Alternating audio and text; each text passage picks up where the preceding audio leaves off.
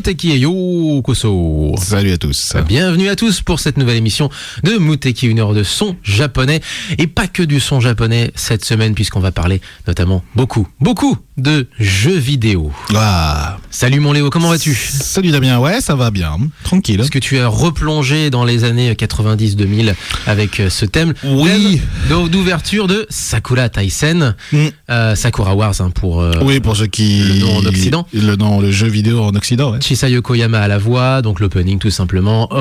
Iconique, j'ai envie de dire, donc de la série de jeux qui a été aussi adapté en plein de médias différents. Mais à la base, c'est un jeu de tactical RPG de drague. C'est ça. Oui, plus tu dragues, parce que tu joues effectivement un type avec tout plein de filles autour de toi, donc c'est un jeu avec des harems, c'est pour les otaku japonais. Et plus tu dragues les nanas, plus elles ont envie de taper fort pour toi, effectivement, pour te faire plaisir et tout. Exactement. Ouais. C'est Japon. C'est en deux phases en fait. T'as une phase qu'on va dire vie slice of life quoi. Ouais. Et effectivement tu dragues. Enfin voilà, faut être clair. Tu dragues et c'est utile pour la phase de tactical. Effectivement. Et c'est utile pour les furies que tu peux déclencher justement avec les miss avec lesquelles tu fais l'équipe. Plus t'es compatible, ou en tout cas plus t'es en bonne relation, plus t'es en bonne relation avec la fille, plus tu fais des attaques puissantes et dévastatrices. Compatible à la manière de Lucie l'amour et rock'n'roll avec le petit jeu vidéo, tu sais. Ils sont compatibles. Oui, c'est vrai. Voilà.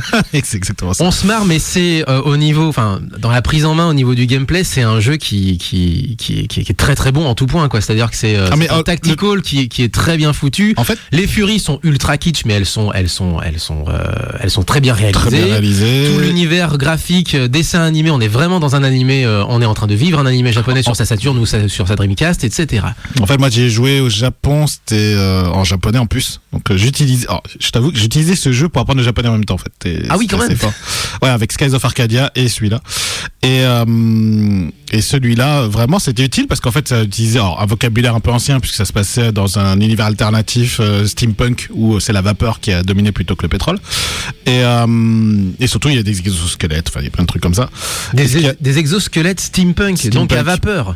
Exactement. Et en fait, ce jeu est effectivement un jeu qui est déjà dans un style graphique animé, parce que c'est des animés en fait, style vraiment animé, les années 90, et surtout l'histoire était cool. Enfin, moi j'aimais beaucoup l'histoire. Le jeu était très cohérent en termes de tactical et les phases de drague, c'était les phases de drague. C'est-à-dire que tu discutais avec les filles, tu faisais les choix de conversation qu'il fallait et tu avais une relation qui était plus forte avec certaines d'entre elles, et puis tu avais effectivement tout ça qui était utile pour ton tactical. Moi je trouvais ça super bien, quoi. Et une en particulier, puisqu'à la fin, en fait, la fin changeait en fonction de la miss que tu favorisais. Je sais pas comment dire. C'est ça, et puis à un moment tu avais une relation particulière avec elle, avec des séquences inédites avec elle. Enfin voilà, c'était le jeu de drague de base, mélangé à tactical, mélangé avec un sorte de light novel aussi, parce que ça faisait comme il y avait de bonnes histoires. Oui, parce que sorti des phases de tactique, c'était quand même très lent, c'était des phases de dialogue avec des choix multiples. Donc c'est vrai que c'était beaucoup japonais, très bien le japonais comme ça. Parce qu'en fait c'était un jeu, donc c'était cool. Il y avait surtout j'avoue que j'ai appris beaucoup de formules de phrases japonaises grâce à ce jeu. Et en France, en fait, ça a été très connu parce que en cosplay, effectivement, il y a eu beaucoup de choré autour du générique de début, puisque la Corée a été popularisée notamment par un live concert avec les seiyuu des jeunes filles qui faisaient la Corée en live, et ça a très bien marché, et du coup ça s'est répandu en cosplay, quoi. Mais pas que des cosplays de Sakura Taisen, des cosplays de tout. Et transition de Naruto, de plein de trucs, quoi. Transition parfaite, puisque on continue notre cycle, ton cycle effectivement, de musique, j'allais dire d'ambiance, de fond, disons des musiques qui ont bien marché en convention. Voilà. Des musiques de convention. À tout niveau. En général. Et là que tu m'as dit thème jeu vidéo, donc du coup, alors je sais pas si tu veux le passer maintenant, mais en tout cas, il y a une musique de jeu vidéo qui a été très populaire à un moment, qui m'a un peu marqué lors de cosplay notamment. Est-ce que c'est la calme ou est-ce que c'est un peu plus agité ? Ah non, c'est de la calme. Mais à moins que tu veux faire autre chose. On va d'abord passer sur un petit peu plus agité. Et alors on fera pas ça alors. Donc on fera pas ça tout de suite. On baissera de niveau, on mettra la lumière tamisée et vous allez retrouver effectivement certaines plaines, certains paysages que vous connaissez notamment très bien. Donc on en parlera après. On en parlera après. Mais on en parlera après. Moi je voulais enchaîner sur l'autre jeu avec lequel tu as appris le japonais, puisque tu nous as proposé là cette semaine un thème de Skies of Arcadia. Qu'est-ce que tu en penses ?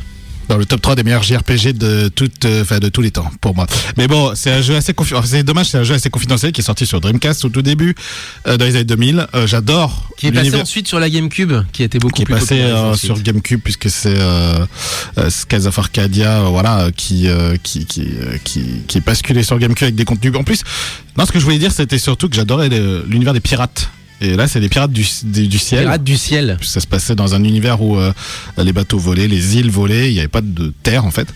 Et ah si, mais elle flottait. Elle flottait. Mais c'est franchement, je ne sais pas quoi dire d'autre que c'est un jeu qui a été effectivement sorti à un moment où il y avait beaucoup d'autres gros jeux JRPG qui sont sortis. Et celui-là est passé presque inaperçu. Et voilà, c'est ouais, je sais pas quoi dire d'autre que écouter la musique. Déjà la musique. La musique quoi. Delphinus de Skies of Arcadia, le thème du vaisseau de Vise. Vous êtes sur Mouteki 04 78 39 18 15 pour nous appeler durant cette heure d'émission. Et mouteki-radio.fr. Oui, c'est parti, on est ensemble jusqu'à 10h.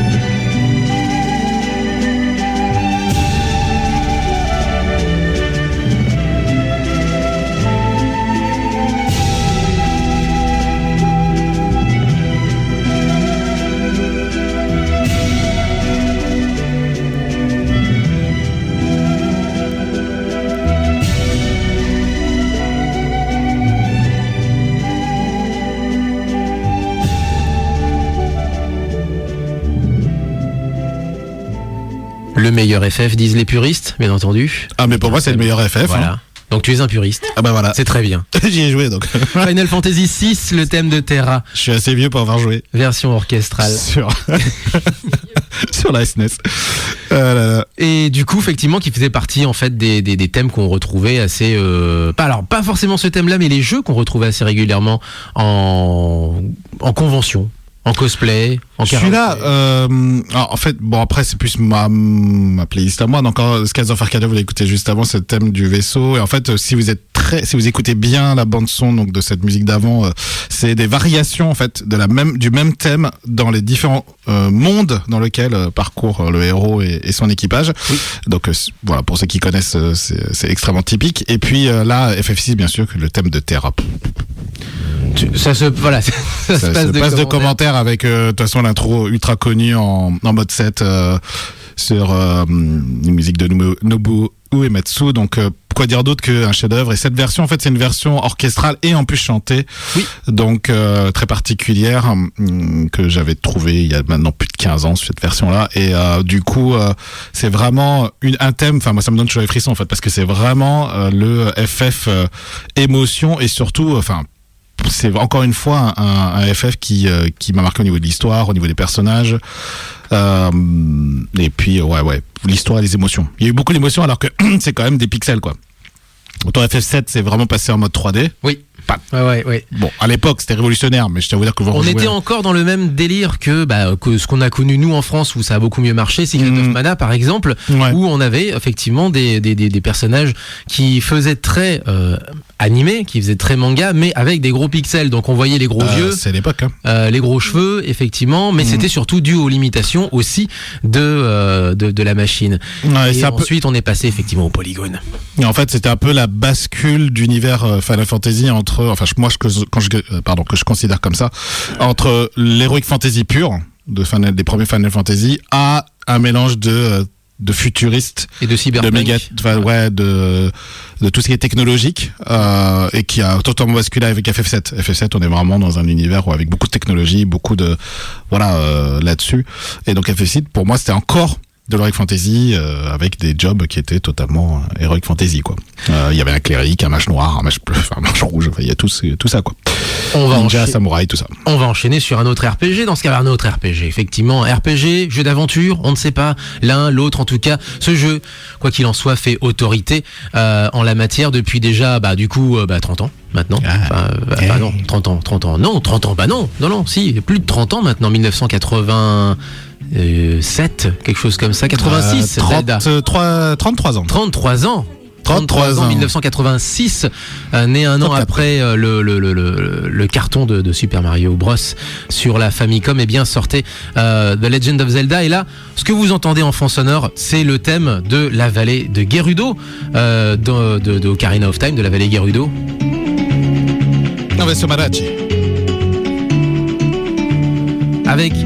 Avec les guitares, mais de la Nintendo 64, bien entendu, de la Nintendo 64. La guitare de la Nintendo 64. Oui. Mec, ils imaginent qu'il y a une guitare posée sur la Nintendo 64. Donc avec une ambiance très hispanique, bien entendu. C'est la guitare de la Nintendo 64. Il est posé dessus. Bonjour, elle est là. Voilà. Elle est là.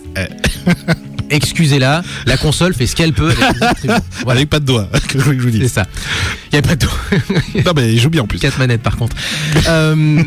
Du coup, ce thème très très hispanique, il a été repris notamment via une compile que j'ai trouvé complètement par hasard dans un Japan Expo. Il y avait un stand comme ça, une année où il y avait des compositeurs de jeux vidéo, collectif dont fait partie notamment l'illustre Akira Yamaoka, qui n'était pas là ce jour-là, mais je veux dire, il y avait d'autres personnes qui sont moins connues, qui ont composé aussi d'autres musiques de jeux vidéo de notre enfance, adolescence, âge adulte, rayé la mention inutile, et qui étaient là et qui présentaient, comme ils sont pas connus, ils présentaient tranquillou leur compile du label Brave Wave qui s'appelle World 1-2 et la vallée Gerudo s'appelle désormais The Gerudo Ritual. Ça a été donc remixé, mais cette fois-ci en version un peu plus desperados, un peu plus tarantinesque, j'ai même envie de dire, et donc c'est la version que je vous propose de découvrir, donc un remix du thème donc de la vallée Gerudo. On enchaîne sur Mouteki, on est encore ensemble jusqu'à 10h.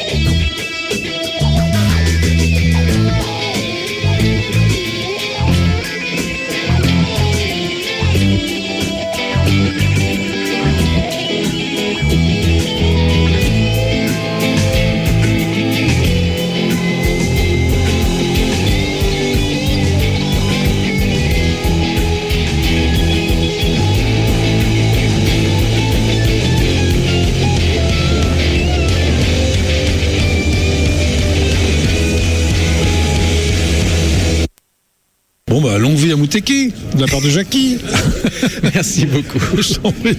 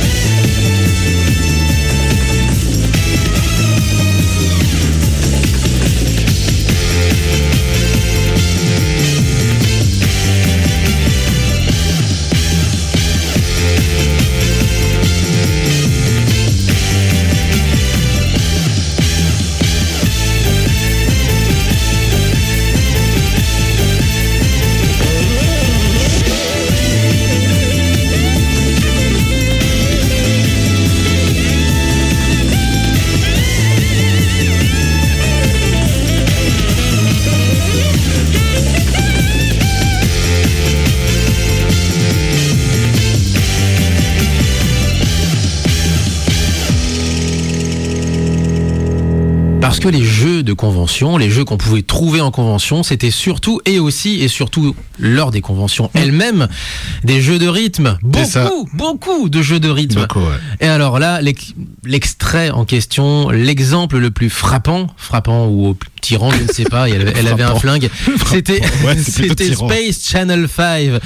Alors on n'a pas pris de risque, hein, c'est le thème emblématique, Introducing Oulala, tiré d'un vieux standard américain, d'ailleurs qui est présent hein, dans l'OST, qui est mis en version originale, qui ouvre d'ailleurs l'OST de Space Channel 5, et donc tout se fait par rapport à ce thème-là, donc soit avec une reprise du thème en lui-même, soit dans l'univers un petit peu rétro américain chicanos des années 60. Ouais, c'est ça. En fait, c'est un peu l'univers de la vision des extraterrestres dans les années 60. C'est-à-dire soucoupe volante, pistolet à boule. C'est le futur tel qu'imaginé dans les années 60. Exact, voilà, merci. C'est un futur de Star Trek. Ouais, de Star Trek, et avec, même avant Star Trek, parce que c'était des trucs en alu, tu sais, un peu aluminium, un peu pseudo-métal, mais plastoc. On est presque sur du Flash Gordon. Avec des mini-jupes vraiment ultra courtes. Tu fais, vision années 60, quoi, 50-60. C'est un mix entre Star Trek et Flash Gordon. Gordon effectivement. C'est ça. Ou Flash Gordon est encore antérieur, mais on est là pour le coup véritablement dans de l'heroic fantasy spatial. C'est ça. On n'est pas vraiment dans de la science-fiction. Non. Alors que Non. Star Trek, on est dans de la science-fiction, dans la découverte de nouveaux univers, ça. etc. L'exploration. Donc c'est et tout. le chenon manquant japonais entre les deux. J'aime Si bien. tu veux. Mais il ressort en plus. Il y a des annonces qui parlent d'une ressortie de ce jeu sur Switch, a priori, je crois, hein, si mes souvenirs sont bons. Donc, c'est le revival de plein de jeux. Ce serait pas. J'attends toujours Skies of Arcadia, je t'ai à te dire. J'ai toujours un espoir. Mais... Moi, la série Grandia, forcément, sinon c'est pas. Ah, mais Grandia, c'est fait. Ah oui, c'est vrai. C'est vrai. Grandia 1 et 2 HD, c'est fait. Ah oui, sur c'est vrai. Switch. C'est vrai. C'est fait. Même Secret of Mana, ils ont remasterisé. Alors, oui, effectivement, Mana sur Switch. Mana sur Switch, remasterisé et tout, avec la version originale et la version remasterisée. Dispo dans toutes les bonnes crèmeries, d'ailleurs, à l'heure actuelle, puisque c'est sorti il n'y a pas si longtemps que ça. Je te dis, j'ai encore de l'espoir. Un jour, j'espère qu'ils le feront, ce Skies of Arcadia. Au moins un remaster HD. Voilà. Ok, je vais enchaîner. Je vais faire un. Ouais. Voilà, alors, du coup, ah oui, maintenant il est déjà l'admis. Oui, c'est pour ça. Est-ce que tu veux faire un peu de news, un peu de news sport? Moi, j'en ai un tout petit peu. Je pense que tu voulais en parler aussi. Reprise de la J-League en foot. Eh ben non, on a transmis un article. On a fait un article. Non, je l'ai absolument pas écrit. C'est Lucarno Posé, le collectif Lucarno Posé que vous pouvez trouver sur Twitter et sur YouTube, avec l'un de leurs collaborateurs, J-League FR, qui désormais rejoint l'équipe. Enfin, ça fait déjà un petit bout de temps en fait qu'il a rejoint l'équipe, déjà de manière informelle, et qui a fait un guide de la J-League One justement à lire donc sur la page de l'émission sur Facebook. Donc à la reprise du championnat, je vais pas encore m'éterniser, c'est le début. Est-ce que tu as un petit favori? Allez. Non. Bon, moi, non, je suis le rugby. Je suis jugé parti, moi, c'est les Marinos, voilà, forcément. Ouais, après, il y a toujours Oita. Et Oita. Et voilà, il y a toujours Oita. Est-ce que Oita va se maintenir une seconde année en première division? Ça va être compliqué cette année. Peut-être compliqué. J'ai ensuite deux news Jeux Olympiques, puisque cette semaine, il y a eu quelques informations. Alors, il faut savoir que les billets pour les Jeux Olympiques à l'international, puisque jusqu'à présent, c'était plutôt des billets réservés aux Japonais, eh bien, ça sera ouvert au mois de mai. Donc soyez prêts pour ceux qui veulent y aller, soyez prêts pour ceux qui veulent assister à ces épreuves-là. Ça sera donc mi-mai pour tous ceux qui vivent en dehors du Japon pour assister à des épreuves olympiques. Sachez que près de 4,48 millions de tickets ont déjà été vendus dans les deux premières phases de vente de billets, pour quelque chose qui sera à peu près estimé à 9 millions de billets vendus au total. Voilà, pour ceux qui y vont, en tout cas qui ont l'intention de voir les Jeux Olympiques au Japon, je vous invite vraiment à plutôt aller voir les épreuves, on va dire un peu annexes à côté, parce que les grosses épreuves comme l'athlétisme, la natation, etc., je pense que c'est pris d'assaut par les Japonais. C'est les premières que les Japonais prennent. Donc prenez le volley par exemple, prenez le rugby à 7. Le volley va avoir aussi un certain succès, puisque le volley au Japon c'est quelque chose qui est relativement pris au sérieux, un petit peu comme le handball chez nous, c'est-à-dire qu'il y a un public qui est fidèle. Mais il y a moins de public que d'autres sports, même le judo. Enfin le judo c'est mort. Enfin je tiens à vous dire que je pense que c'est pris d'assaut direct. Donc voilà, soyez vigilants. Moi par exemple tu vois pour Paris 2024, puisque les prochains Jeux seront à Paris après Tokyo, ça sera. Moi j'aimerais bien voir du volley. Clairement, du rugby à 7, bien sûr, parce que le rugby à 7. Et puis de l'escrime. Moi, je serais intéressé de voir quelle est l'ambiance réelle dans une salle d'escrime. Ils n'ont pas prévu ça, il me semble, au Grand Palais. Non, c'est peut-être les épreuves équestres qui sont peut-être prévues au Grand Palais. À voir, je sais pas. J'ai pas vu ce qui était définitivement choisi. Mais en tout cas, au Japon, voilà, mi-mai. Les billets pour ceux qui sont là-bas vont bientôt sortir à la mi-mai. J'ai ensuite, si l'application veut bien me faire revenir en arrière, ce qui n'est pas le cas, ça bug un peu. Dans ce cas-là, je peux parler. Oui, vas-y, parle de ta news. Je peux parler dans ce cas-là, effectivement, de la présence dans le week-end du All-Star Game, eh bien, de deux Japonais. C'était le cas justement pour, notamment lui, Hachimura, qui n'a pas participé au gros match All-Star Game, Team LeBron contre Team Giannis. Par contre, on a eu un Français qui est Rudy Gobert, bien sûr, mais il y avait aussi le match des étoiles montantes, le Rising Stars Challenge, pour ceux qui sont pas loin d'avoir fait le All-Star Game, mais ce sera bien la prochaine fois. C'est le match des All-Stars, en fait, finalement, pour les rookies et les deuxième année, sophomore. Et c'est le cas pour Hachimura, justement, qui a fait partie de l'équipe. Justement, il y avait une team America contre une team internationale. C'est très à l'ancienne, tu sais. Exactement. Mais ils ont changé, je crois, les All-Stars cette année, la NBA. Ils ont fait une team LeBron contre une team. Team LeBron contre le Team Giannis. C'est Donc ça. LeBron, en fait c'est comme une cour de récré où où un mec il choisit, moi je choisis celui-ci. Ouais, l'un après vas-y, l'autre. celui-là. Et l'un après l'autre. Voilà. Ils ont changé parce qu'avant c'était Ouest contre Est, c'est ça? C'était très classique et c'est vrai ça faisait des années qu'ils cherchaient justement un moyen de réformer ça. Visiblement, on va pas non plus s'étaler dessus, mais ça a l'air d'être un sacré succès. Tout à fait. Ah, et ta news également. Ouais, donc toujours en rapport avec les Jeux Olympiques à Tokyo, on a le motto, le slogan des Jeux Olympiques. Ah, le motto. Il y a toujours, Le moto. Non, c'est pas ça. le motto. Le motto. Non, le motto. Oui, le slogan. Le slogan. Non, Oui, je sais que tu me taquines là-dessus. Et donc, cette fois-ci, c'est pour les Jeux Olympiques de Tokyo, c'est United by Emotion. Donc, unis par l'émotion. Pour votre info, celui de Rio de Janeiro, pour ceux qui savent peut-être pas, parce que ça n'a pas été trop mis en avant, c'est A New World, un nouveau monde pour Rio. Et pour Pyeongchang en 2018 pour les JO d'hiver, c'était Passion et Connected. Passion, Connected. Donc voilà. Un peu plus accurate. Un peu plus là-dessus. Mais en tout cas, United by Emotion, ça veut probablement dire que les Japonais vont jouer sur pas mal de choses autour de ce thème et on pressent vraiment la montée en puissance de tout ce qui est technologie. Donc pour certains, ça peut être paradoxal, technologie, émotion. Mais la technologie peut procurer des émotions. Voir la technologie peut avoir de l'émotion et ça je vais être très vigilant par rapport à ce qu'ils vont proposer en termes d'intelligence artificielle et de robots robots type du coup pour le coup là c'est des androïdes.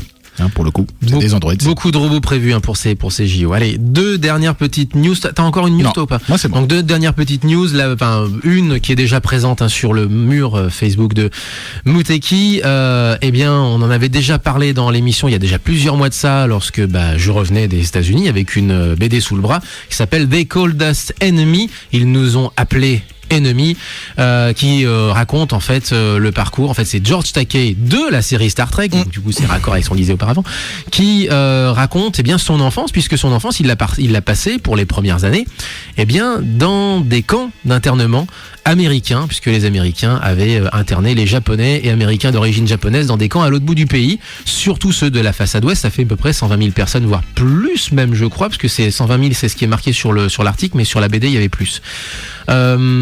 Ensuite, donc ces Japonais-là, en fait, on avait expliqué, avaient été forcés de vendre leurs biens, vendre leur commerce du jour au lendemain, donc avec des prix absolument ridicules. Donc ils avaient 3 francs 6 sous, $6 et absolument rien du tout. Et ils étaient parqués donc dans des camps qui venaient à peine d'être construits, donc il y avait pas beaucoup de services, d'hygiène, de quoi que ce soit. Ils étaient parqués, voilà, pendant la durée de la Seconde Guerre mondiale, avec l'aval de Roosevelt.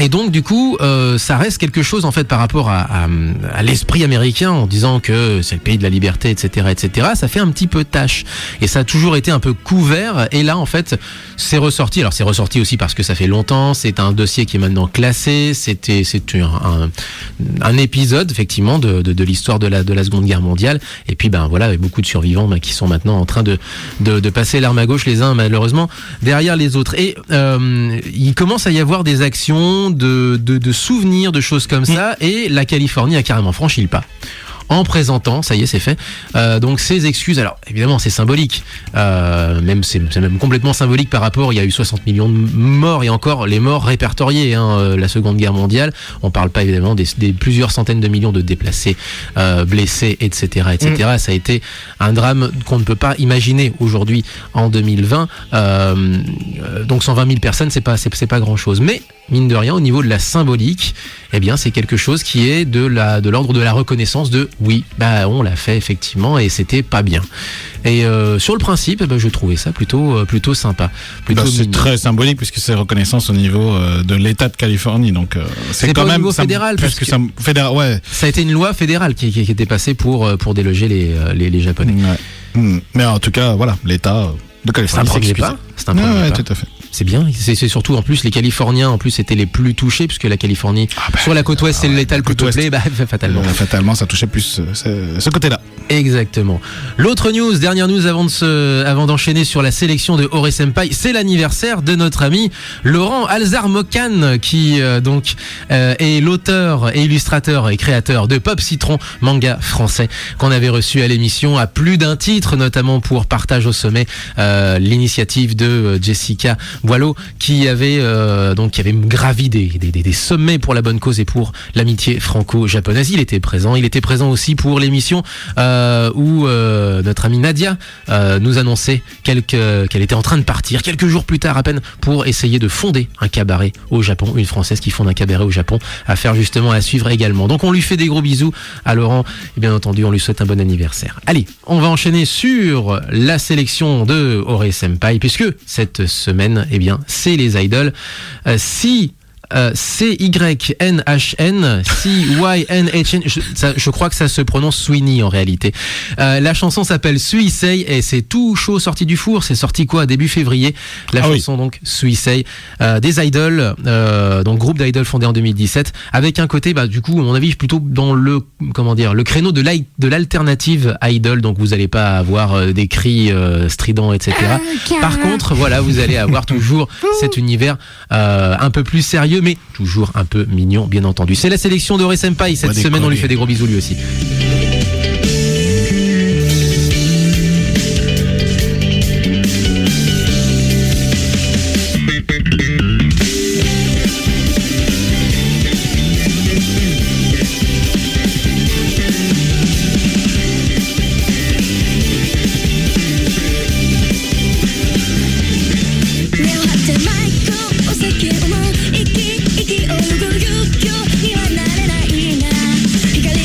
Ascar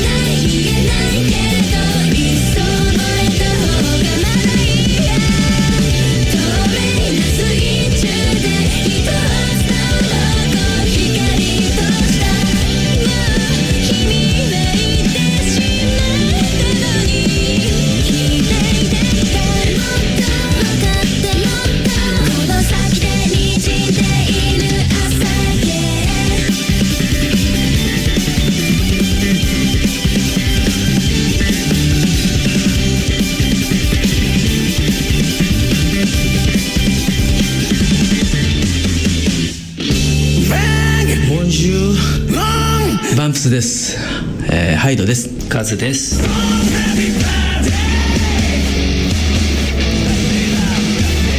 今お聞きの番組は無敵です。無敵。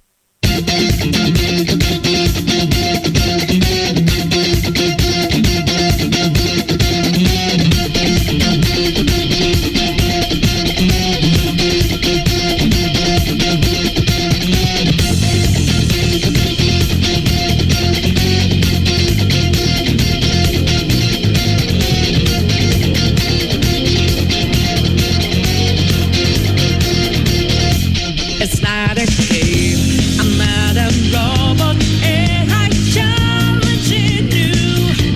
I'm not a phantom, I'm in your face and I'm here to see it through. Right before your eyes, what just multiply? Got the flame right, it's time. As the power grows, try to stop us shows. Like the wheels will drive, stop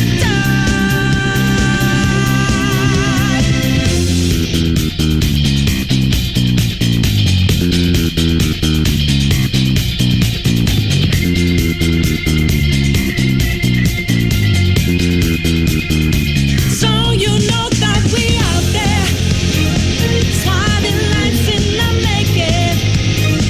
Can't move fast, we're not breaking. Can't hold on our life for change. And our voices ring out, yeah.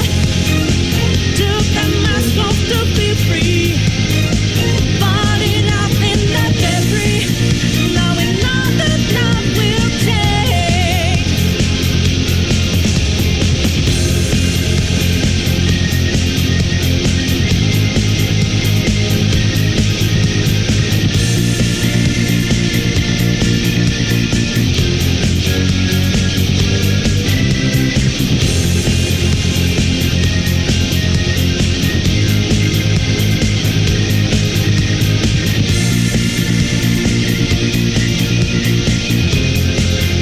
And it a shame I'm not a big fan of you, even not mine. I'm just as real as, I'm just as dangerous as you, so know you're fine. Think of your mess, find in every breath, find inside your head, your heart. And as a grateful brain tries to fight in vain, you're invaluable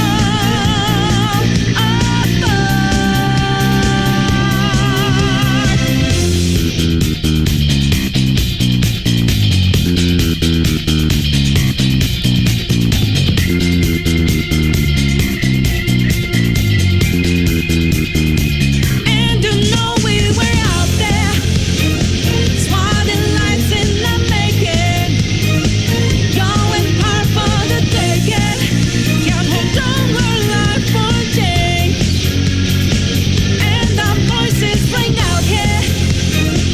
Took the mask off to be free, falling out in the debris.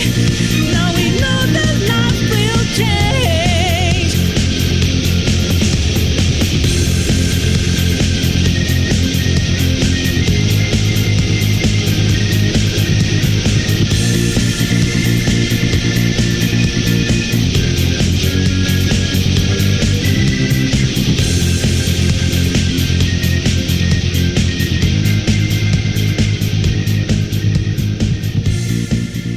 Et donc tu m'as dit ça c'est la route pour aller jusqu'au boss final, c'est ça? Ouais. Oh oui. Exactement. J'aime bien le ouais, tu Bah, sais, c'est- qui en fait- veut tout dire. J'ai pensé le jeu, je connais cette musique comme ma poche. Plus précisément, en fait, c'est la version du chanté de la musique instrumentale qui emmène vers le boss. Mais c'est de la balle, c'est du Persona 5 et il va sortir fin mars. Fin mars. Oui. Persona 5 The Royal. Royal, c'est ça? The Royal, mes amis. Je vais passer ma vie dessus, c'est horrible. J'ai On déjà te joué au verra pas premier. beaucoup à l'émission, toi. J'ai déjà joué au premier, c'était une cata, tellement j'ai passé d'heures dessus. Et là, j'ai rejoué dessus, parce qu'il y a plein de contenu, il y a plein de trucs différents. Persona 5, un des meilleurs JRPG que j'ai jamais joué sur la PS4, c'est fantastique. On finira par un JRPG. Et en plus, Oui. en plus, il sort en français. Sous-titré en français, à la différence de l'édition précédente. Donc, tous ceux qui n'ont pas pu jouer parce que c'était en anglais, eh bien, cette fois, c'est traduit en français, en allemand, en italien, en espagnol, c'est fantastique. Ou plutôt, je dirais, la barrière de la langue ne sera plus une excuse. C'est ça, c'est plus Hein, d'excuse. voilà. C'est franchement un des meilleurs JRPG que j'ai joué ces dernières années, c'est fantastique. Il n'y a rien à dire, c'est la classe, c'est la musique, c'est C'est l'histoire. Lynn au micro. Tout. C'est aussi Lynn au micro. C'est l'hymne au micro, si tu veux. Oui, aussi. Aussi. Allez, quelques événements à venir, pour le coup, notamment bien ce week-end, par exemple. Bah, moi, je serai Alors, pas là, en tout cas, Du le coup, week-end ça n'a rien à prochain. voir avec le Japon, mais plutôt de la fantaisie. Il y a Yggdrasil ce week-end, Ouais. effectivement. Avec le Naël Band, tiens, au Ouais, passage. au passage. Exactement. La semaine prochaine, on se retrouve avec la Geek Convention de Compiègne, on se retrouve avec la Lyon eSport à Lyon, avec un autre événement à Lyon, Gaming Gone, au CCVA à Villeurbanne Métro Flachet. La Lyon eSport, c'est au centre de congrès, c'est au Palais des Congrès, Cité Internationale, tout simplement, hein, tout bêtement. Avec donc plusieurs tournois de jeux, on avait avec un concours cosplay également, un concours cosplay qu'on avait déjà présenté à l'antenne avec Baka, avec Yep justement, qui était venu à l'émission Send You également à Épinal, convention qui est toujours là, quoi. C'est-à-dire qu'elle a survécu à peu près à tout, quoi. Ensuite, on se retrouve avec Magic le 7 mars prochain. Magic. Non, mais t'as Monaco. pris Japan Expo Sud, en fait. Mais, Japan Expo Sud, j'ai oublié Japan Expo Sud. Oh, surtout my que bad. c'est une raison Oh, pour my laquelle, bad. surtout que c'est une raison pour laquelle je serai pas là le week-end prochain, vu que je serai à Marseille. Hein, Donc tu Japan seras à Expo. Marseille et après le 7 tu seras à Monaco. C'est ça, à Magic. Ça tombe bien, moi aussi. Voilà. Donc on sera pas à l'émission. On sera pas à l'émission, il y aura un mix Ouais. à la place. Et puis le 13 mars, un petit bisou également au passage à Manu et Matt Murdoch. Manu qui sera en concert au CCO de Villeurbanne, ce sera le 13 mars prochain et nous on y sera. Pour le coup, on a pris notre place, on sera au CCO. Manu qu'on a présenté plusieurs fois dans l'émission, que si vous avez suivi un petit peu les aventures de No Life, vous avez dû croiser une fois ou deux un clip ou deux également de Manu, et bien entendu j'ai envie de dire qu'elle fait partie de l'univers franco-japonais à plus d'un titre, avec notamment un EP qu'elle avait sorti en japonais justement, avec d'autres chansons qui avaient été écrites par Suzuka de No Life, Suzuka Asaoka, donc dans différents de ses albums, notamment dès le premier en solo, Stekini, qu'on avait aussi passé à l'antenne. Voilà, donc ce sera le 13 mars au CCO de Villeurbanne. Elle est en tournée en ce moment, justement, un peu partout en France. Voilà, je crois qu'on a fait le tour et il n'y a plus qu'à se quitter avec, c'est avec un autre JRPG. Et là, du coup, tu l'as attendu toute l'émission. C'est Je te laisse le présenter, du coup. Donc c'est une musique qui a été extrêmement, moi que je trouve qui a été très marquante dans les années 2000 et en convention et notamment en cosplay. Ça a été extrêmement cosplayé, ça a été refait. On en voyait de partout. Je pense qu'il n'y avait pas un seul concours sans avoir du Final Fantasy X. Tu savais pas où était une convention? Eh ben, suivez les Yuna. cosplays de Yuna, Suivez Tidus, cette Yuna, Tidus, monsieur. tout ce que vous voulez, quoi. Après, c'était Naruto, mais c'était autre chose. Suivez ce Naruto, Oui, monsieur. moi je parlais des jeux vidéo là. Mais voilà, donc du coup, To the Narcon, je sais pas quoi dire d'autre que le classique Oui. d'FF10. Bon, on peut se quitter avec ça. Et on va se quitter avec Voilà. ça, tout à fait. Portez-vous bien, vive le son japonais. Et à bientôt, puisque... Et pour toi, à bientôt. Ouais, parce Mais que pas là, nous, je vais pour pas revenir nous, à la la semaine prochaine. Nous. Exactement. Allez, portez-vous À bien, bientôt. vive le son japonais. Jamata! Ciao, ciao.